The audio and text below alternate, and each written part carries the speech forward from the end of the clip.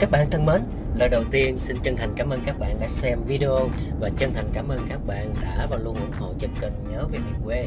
Các bạn thân mến, trong video hôm nay mình xin giới thiệu với các bạn một nét độc đáo về dịch vụ nấu ăn tại Nhật Bản trong thời Covid-19.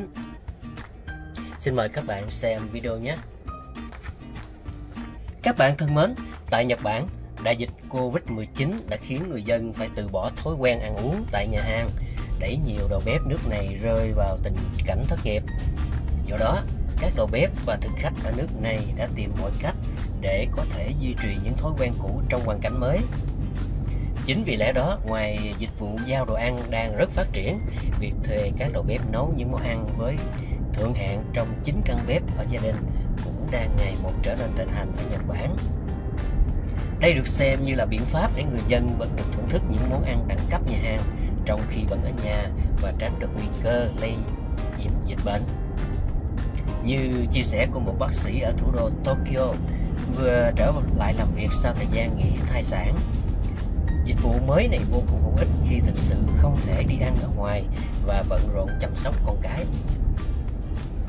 Khác với dịch vụ giao thức ăn, thực khách có thể thảo luận với đầu bếp xem muốn ăn món gì. Gia đình cô thường sử dụng gói dịch vụ. Theo đó, đầu bếp sẽ chuẩn bị các bữa ăn trong 3 đến 4 buổi tối với mức giá khoảng 7.480 yen, tức là khoảng 72 USD cho một bữa ăn, không bao gồm chi phí thực phẩm. Anh Reki Uchiyama, 47 tuổi, từng là bếp trưởng tại một nhà hàng nổi tiếng nhưng đã mất việc làm do đại dịch Covid-19 và phải làm thuê cho Seadai, một công ty cung cấp dịch vụ mới lạ nói trên, từ tháng 9 năm 2020.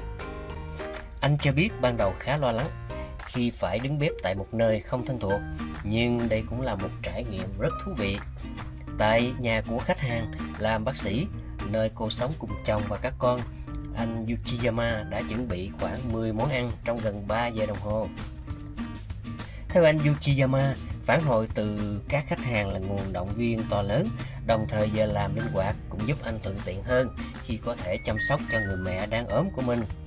Anh cho biết sẽ nỗ lực đáp ứng các yêu cầu đa dạng của khách hàng, chẳng hạn như muốn chuẩn bị các bữa ăn đặc biệt cho người đang được chăm sóc y tế với các quy định dinh dưỡng nghiêm ngặt. Căn cứ theo yêu cầu, Seadai có thể từng bố trí các đầu bếp cho các khách hàng quen thuộc, giúp việc nắm bắt ưu tiên dinh dưỡng trong mỗi gia đình trở nên dễ dàng hơn. Hiện công ty này đang nhận được nhiều đánh giá tích cực từ khách hàng, đồng thời giúp đảm bảo công việc và thu nhập cho các đầu bếp mất việc tại các nhà hàng trong đại dịch. Trên thực tế, dịch vụ chuẩn bị bữa ăn đã có từ trước khi xảy ra Covid-19, song cuộc khủng hoảng y tế này đã khiến xu hướng trên càng trở nên thịnh hành. Seadai được thành lập tháng 2017, cung cấp với các chương trình hỗ trợ cho những đầu bếp không có việc làm, qua đó giúp họ trao đổi thông tin và được đào tạo các biện pháp phòng chống lây nhiễm. Số đầu bếp đăng ký tham gia dịch vụ của công ty hiện đã lên tới khoảng 900 người, trong đó có cả những người đang làm tại các nhà hàng nhưng vẫn muốn trau dồi kinh nghiệm bằng việc nấu ăn tại các căn bếp gia đình. Một số đầu bếp cho rằng việc mài dũa kỹ năng bên ngoài các nhà hàng truyền thống sẽ là một cơ hội quý báu giúp các đầu bếp mới vào nghề hướng tới con đường nấu ăn chuyên nghiệp. Tại Nhật Bản, do lượng khách tại các nhà hàng truyền thống giảm mạnh dẫn đến hàng loạt cửa nhà hàng phải đóng cửa tạm thời hoặc phá sản, các dịch vụ vận chuyển thực phẩm, trong đó có Uber Eats, đã nhanh chóng hưởng lợi. Cùng với đó, một số đầu bếp tận dụng kinh nghiệm dày dạn để bắt đầu chuyển sang phô diễn tay nghề tại những căn bếp chia sẻ trước khi giao tới cho khách hàng. Ở Osaka, miền Tây Nhật Bản, công ty Sokunomori bắt đầu hoạt động từ mùa thu năm 2020, cung cấp 10 loại thực phẩm trong căn bếp chia sẻ, trong đó có gà rán, pizza, đồ giải khát. Các bạn thân mến, đến đây xin chấm dứt video.